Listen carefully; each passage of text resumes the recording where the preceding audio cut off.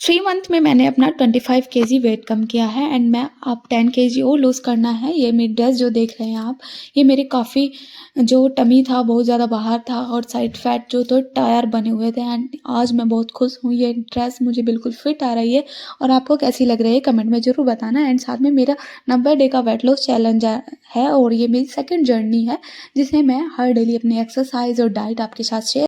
मैं अपनी एक्सरसाइज शाम को ख़त्म करती हूँ एंड कभी-कभी सुबह में करती हूँ। मेरी एक्सरसाइज वार्म अप से शुरू होती है एंड कार्डियो और ज़ुम्बा वगैरह मैं डांस कर लेती हूँ एंड स्ट्रेचिंग एक्सरसाइज मैं ज़रूर करती हूँ। ये फैट के लिए बहुत अच्छी होती है एंड अगर आपको डाइट चाहिए तो डाइट मैं वीडियो के एंड में हमेशा लगा देती हूँ, आप उसका स्क्रीनशॉट ले सकते हैं। साथ में हम पहुँच गए थे छत पर और छत पर हम खेल रहे थे मैच, जिसमें मुझे सिर्फ 2 बॉल खेलने दी एंड उसके बाद मुझे जाना पड़ा नीचे खाना बनाने क्योंकि डिनर का टाइम होने वाला था। ये मेरी डाइट है जो मैं पूरे दिन में लेती हूँ। क्या आप भी अपना वेट लॉस करना चाहते हैं?